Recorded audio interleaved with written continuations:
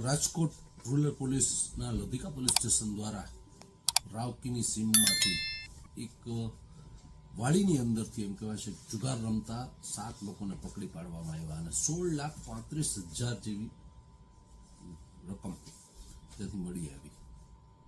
આ રાવકીના કહેવાય છે ખોડાભાઈ બાબુભાઈ ફાચરાની વાડીમાં આવેલ મકાનની અંદર 7 લોકો જુગાર રમી રહ્યા હતા.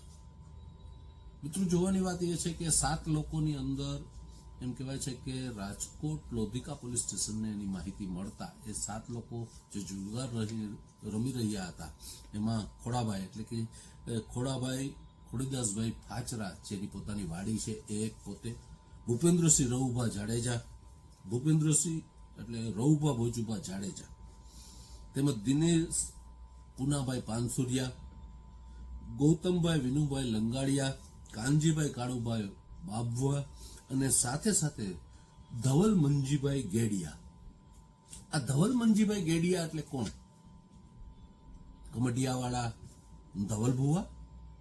જી હા મિત્રો, કમડિયા મામાદેવ સરકારના નામથી પ્રખ્યાત નામ છે અને જ્યાં મામાદેવના અનેક પરચાઓ છે.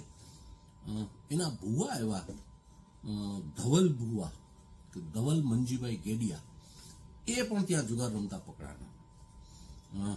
કહેવાય કે રાજકોટનું એડ્રેસ અને મૂળ કમડિયાના એવું કરીને પોલીસે એમાં વિગત કર્યું. જોવાની વાત એ છે કે મિત્રો, આ અનેક જગ્યાએ આવા જુગારના ધામ ચાલતા હોય પોલીસે પાડેલી રેડની અંદર.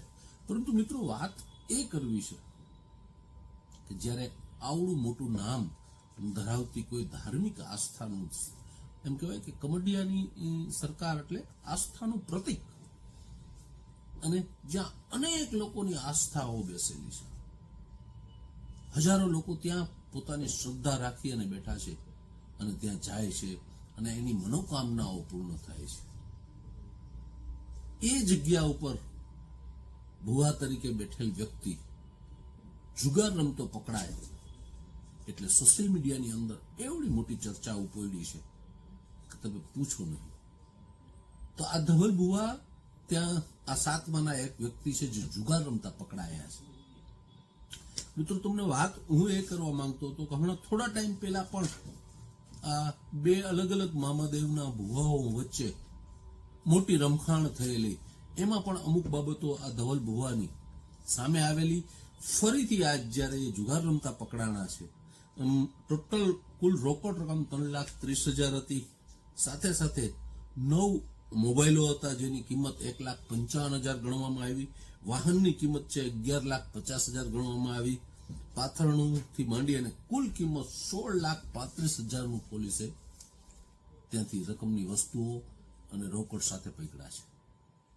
મિત્રો, જોવાની વાત એ છે કે જ્યાં લોકો આસ્થા મૂકી અને બેઠા છે, એ આસ્થા ઉપર બેસનાર વ્યક્તિ જો આવી કોઈ વસ્તુ કરતો પકડાય તો લોકોની આસ્થાને કેવડી મોટી ઠોસ પહોંચતી હશે.